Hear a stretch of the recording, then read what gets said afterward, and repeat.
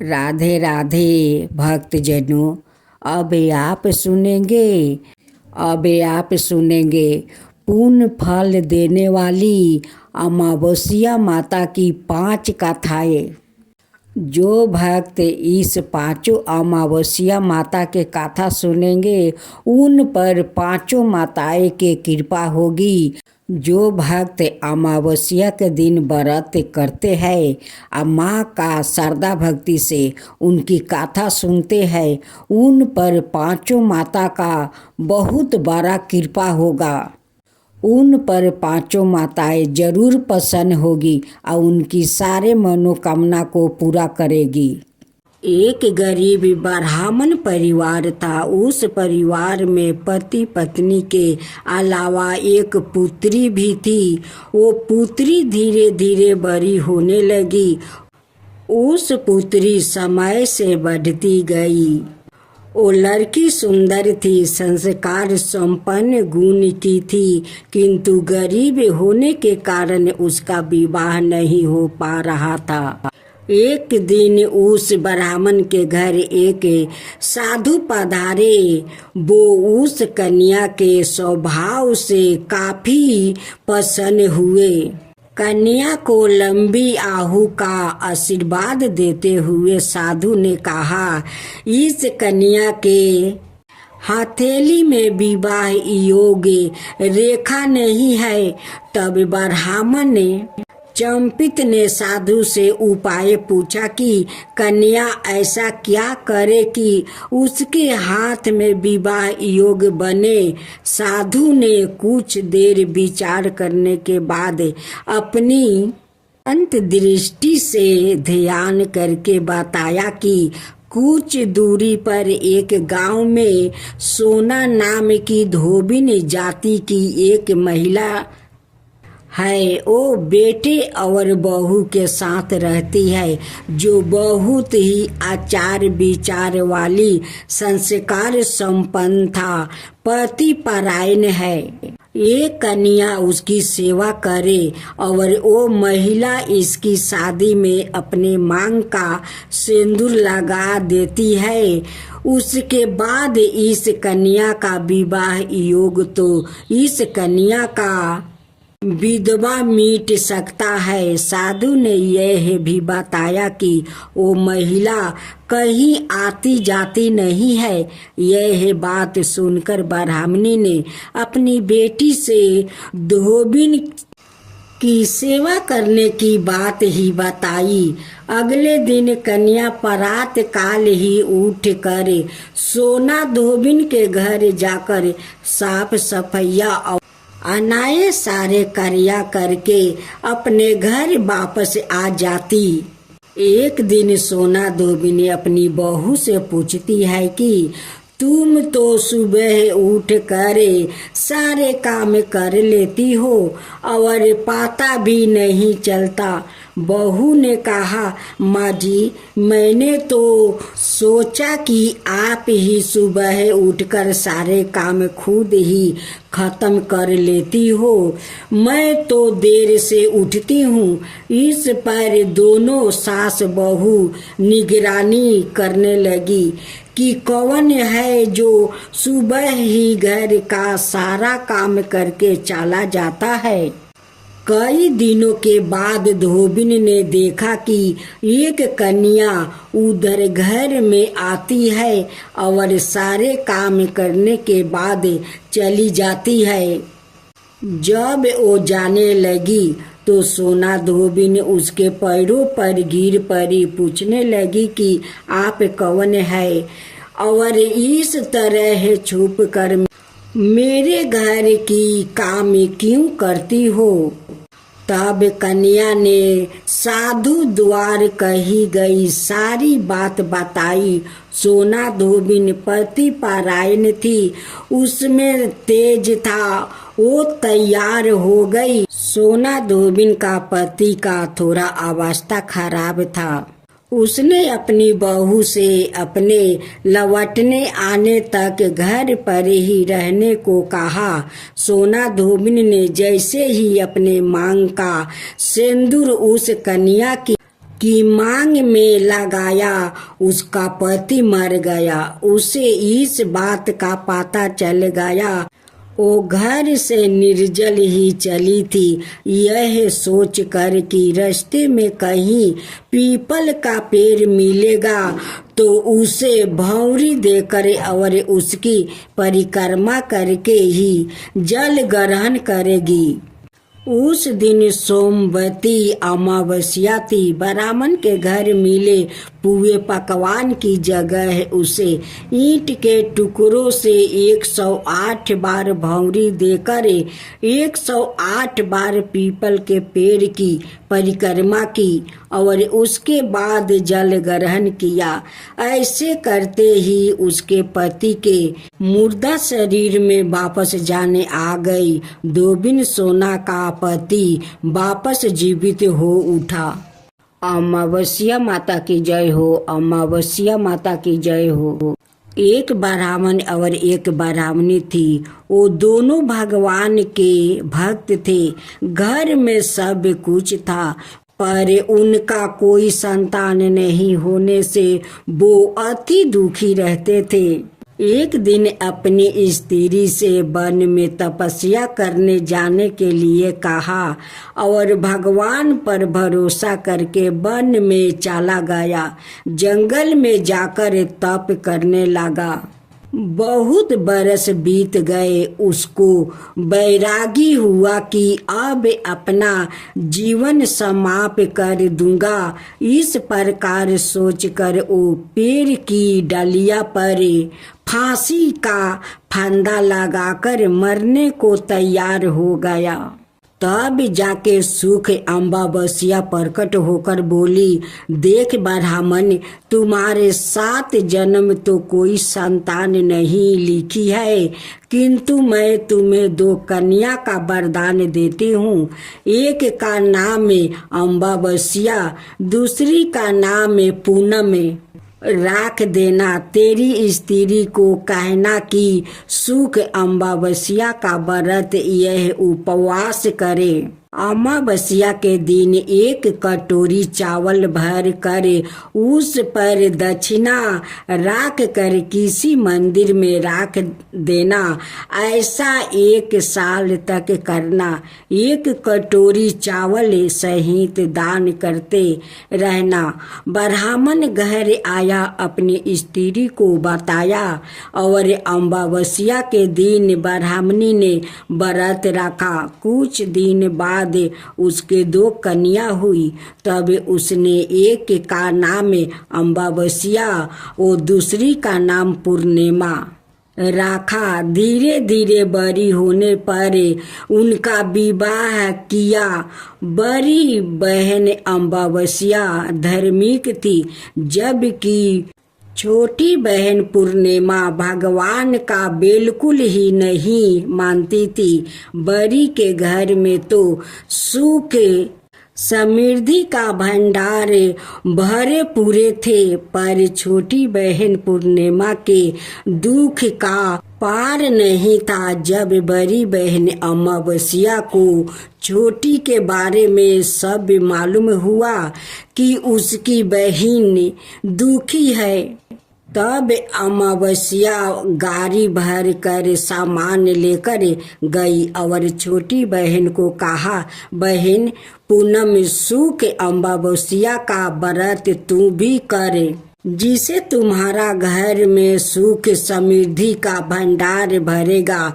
1 साल तक चावल का कटोरा भर कर दक्षिणा दान करना। पूनम में ऐसा हो गया कि कुछ दिनों बाद उसके भी घर में धन धनाए और संतान को समृद्धि होने लगी।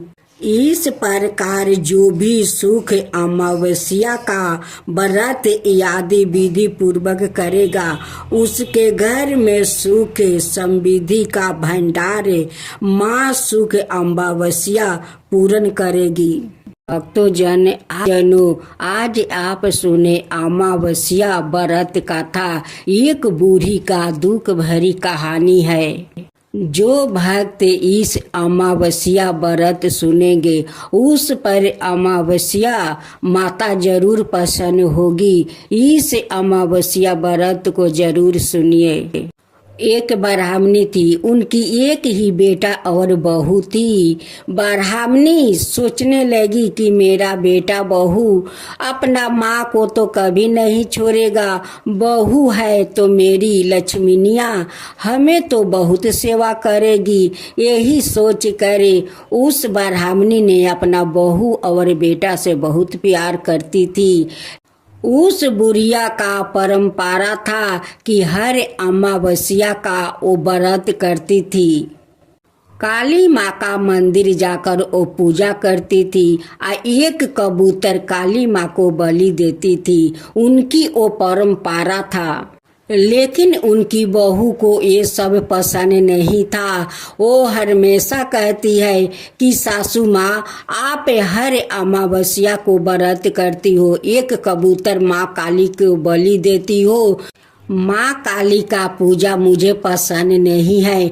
तुम नहीं जानती हो कि माँ काली एक खून चूसने वाली माता है और तुम उन्हीं को पूजा करती हो। हमें अच्छा नहीं लगता है, तुम उससे पूजा मत करो। हर अमावस्या के तुम पूजा करती हो, मुझे अच्छा नहीं लगता है।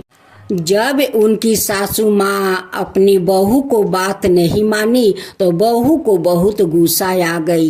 एक दिन वो लकड़ी से खाना बना रही थी या उनकी सासू माँ बैठ रही थी। उसी समय एक जलते हुए लकड़ी ले आती है और अपना सासू माँ के पीठ में लगाकर जला देती है।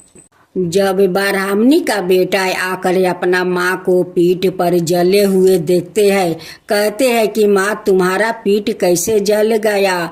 बहू कहती है कि उन्हान के बाहर थोड़ा आग था, उसी आग पर गिर गई थी, उसलिए उनकी पीठ जल गया। ब्राह्मणी का बेटा पत्नी को झूठे बातों को मान लिया और बोला कि माँ तुम यहाँ उन्हान के पास मत आना, देखो गिर कर तुम अपना क्या हालत बना ली हो। तब बूढ़ी माँ समझ गई कि मेरे बेटा बहू मुझसे प्यार नहीं करता है। ब्राह्मणी बिना बेटा के जनाए घर से निकल जाती है। माँ काली देखती है कि इस ब्राह्मणी को बहुत तकलीफ है, वो मेरी पूजा करती है, उसलिए इनकी बेटा बहू इनसे प्यार नहीं करते हैं। उसी दुखी के कारण इस बूढ़ी माँ घर छोड़कर निकल गई है। माँ काली साक्षात बूढ़ी माँ के सामने जाकर प्रकट हो जाती है। कहती है कि माता मेरे कारण आपको घर छोड़ना पड़ा है, ठीक है कोई बात नहीं है, आप चलो मैं आपको रहने के लिए जगह देती हूँ। उस झोपड़ी में ले जाती है और माँ काली उन्हें खाने पीने के लिए सब कुछ देती है। उस ब्राह्मणी झोपड़ी में रहकर भी अमावस्या का व्रत नहीं छोड़ी और नहीं काली माँ का पूजा छोड़ी। एक दिन ब्राह्मणी अपना दरवाजे पर बैठी हुई थी। अचानक एक जंगल से शेर आता है और कहता है कि आज तो मुझे बहुत जोर का भूख लगा है, मेरे लिए तो भोजन मिल गया, इस बुढ़िया को खाकर अपना पेट भर लूंगा। ब्राह्मणी इधर उधर भागने लगी, सभी गांव वालों को बुलाने लगी कि मुझे बचाओ मुझे बचाओ, लेकिन घर से कोई नहीं निकला। तब बुढ़िया माँ काली को याद किया और माँ काली दौड़ी आई और बुढ़िया को बचा लिया। माँ काली को देखते ही बाघ जंगल में लौट गया। जब ब्राह्मणी अपनी आंख खोली तो सामने साक्षात माँ काली को पाई। माँ काली को पैर पकड़कर रोने लगी कि माँ आज तो मुझे बाघ खा लेता, अपना भोजन मुझे बना लेता। माँ काली कहती है कि माँ आप मत डरो, काली के रहते हुए कोई जानवर आपका कुछ नहीं बिगाड़ सकता है। गांव वालों आकर कहते हैं कि आपको बाघ कैसे छोड़ दिया।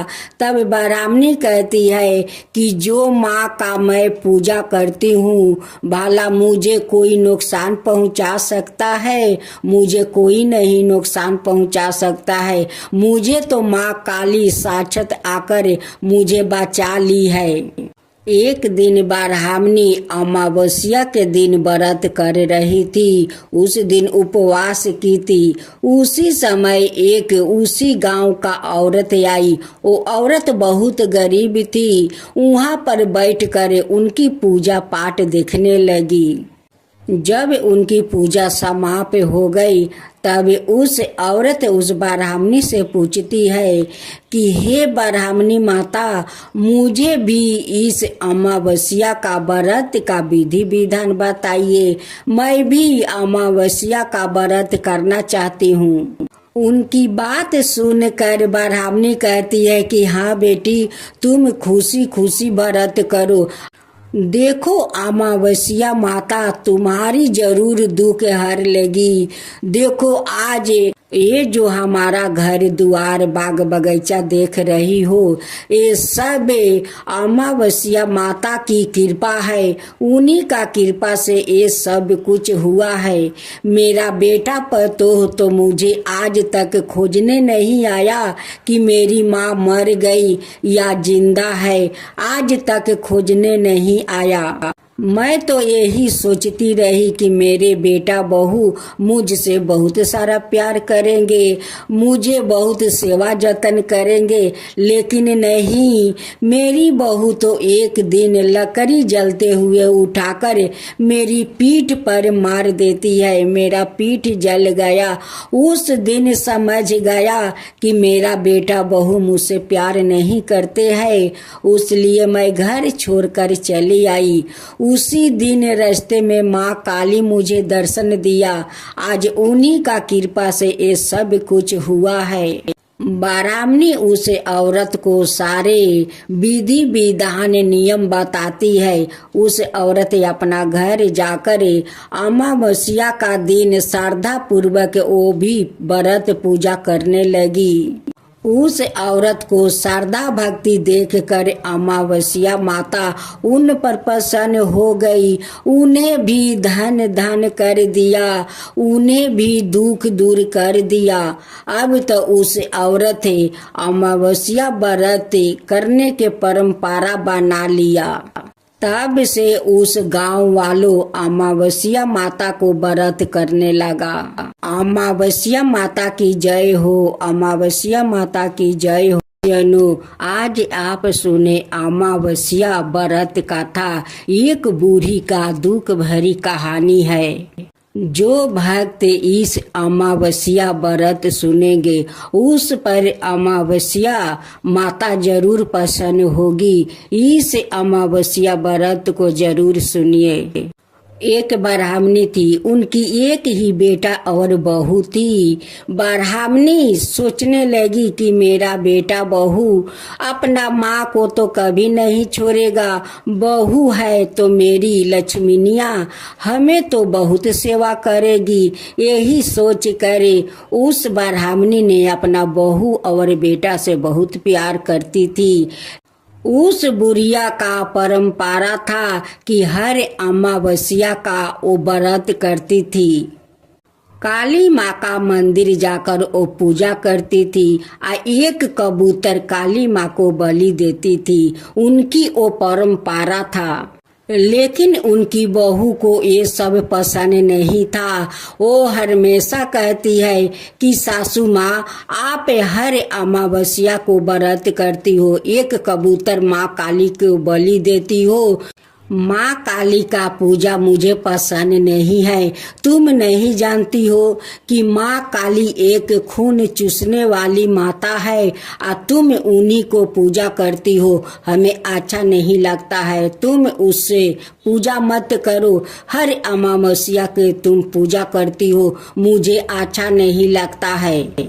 जब उनकी सासू माँ अपनी बहू को बात नहीं मानी तो बहू को बहुत गुस्सा आ गई। एक दिन वो लकड़ी से खाना बना रही थी या उनकी सासू माँ बैठ रही थी। उसी समय एक जलते हुए लकड़ी ले आती है और अपना सासू माँ के पीठ में लगाकर जला देती है। जब ब्राह्मणी का बेटा आकर अपना माँ को पीठ पर जले हुए देखते हैं, कहते हैं कि माँ तुम्हारा पीठ कैसे जल गया। बहू कहती है कि उन्हान के बाहर थोड़ा आग था, उसी आग पर गिर गई थी, इसलिए उनकी पीठ जल गया। ब्राह्मणी का बेटा पत्नी को झूठे बातों को मान लिया और बोला कि माँ तुम यहाँ उन्हान के पास मत आना, देखो गिर कर तुम अपना क्या हालत बना ली हो। तब बूढ़ी माँ समझ गई कि मेरे बेटा बहू मुझसे प्यार नहीं करता है। ब्राह्मणी बिना बेटा के जनाए घर से निकल जाती है। माँ काली देखती है कि इस ब्राह्मणी को बहुत तकलीफ है, वो मेरी पूजा करती है, उसलिए इनकी बेटा बहू इनसे प्यार नहीं करते हैं। उसी दुखी के कारण इस बूढ़ी माँ घर छोड़कर निकल गई है।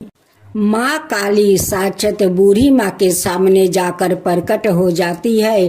कहती है कि माता मेरे कारण आपको घर छोड़ना पड़ा है, ठीक है कोई बात नहीं है, आप चलो मैं आपको रहने के लिए जगह देती हूँ। उस झोपड़ी में ले जाती है और माँ काली उन्हें खाने पीने के लिए सब कुछ देती है। उस ब्राह्मणी झोपड़ी में रहकर भी अमावस्या का व्रत नहीं छोड़ी और नहीं काली माँ का पूजा छोड़ी। एक दिन ब्राह्मणी अपना दरवाजे पर बैठी हुई थी। अचानक एक जंगल से शेर आता है और कहता है कि आज तो मुझे बहुत जोर का भूख लगा है, मेरे लिए तो भोजन मिल गया, इस बुढ़िया को खाकर अपना पेट भर लूंगा। ब्राह्मणी इधर उधर भागने लगी, सभी गांव वालों को बुलाने लगी कि मुझे बचाओ मुझे बचाओ, लेकिन घर से कोई नहीं निकला। तब बुढ़िया माँ काली को याद किया और माँ काली दौड़ी आई और बुढ़िया को बचा लिया। माँ काली को देखते ही बाघ जंगल में लौट गया। जब ब्राह्मणी अपनी आंख खोली तो सामने साक्षात माँ काली को पाई। माँ काली को पैर पकड़कर रोने लगी कि माँ आज तो मुझे बाघ खा लेता, अपना भोजन मुझे बना लेता। माँ काली कहती है कि माँ आप मत डरो, काली के रहते हुए कोई जानवर आपका कुछ नहीं बिगाड़ सकता है। गांव वालों आकर कहते हैं कि आपको बाघ कैसे छोड़ दिया। तब ब्राह्मणी कहती है कि जो माँ का मैं पूजा करती हूँ, भला मुझे कोई नुकसान पहुँचा सकता है? मुझे कोई नहीं नुकसान पहुँचा सकता है, मुझे तो माँ काली साक्षात आकर मुझे बचा ली है। एक दिन ब्राह्मणी अमावस्या के दिन व्रत कर रही थी। उस दिन उपवास की थी। उसी समय एक उसी गांव का औरत आई। वो औरत बहुत गरीब थी। वहां पर बैठकर उनकी पूजा पाठ देखने लगी। जब उनकी पूजा समाप्त हो गई तब उस औरत उस ब्राह्मणी से पूछती है कि हे ब्राह्मणी माता, मुझे भी इस अमावस्या का व्रत का विधि विधान बताइए, मैं भी अमावस्या का व्रत करना चाहती हूँ। उनकी बात सुनकर ब्राह्मणी कहती है कि हाँ बेटी, तुम खुशी खुशी व्रत करो। देखो अमावस्या माता तुम्हारी जरूर दुख हर लेगी। देखो आज ये जो हमारा घर द्वार बाग बगीचा देख रही हो, ये सब अमावस्या माता की कृपा है। उन्हीं का कृपा से ये सब कुछ हुआ है।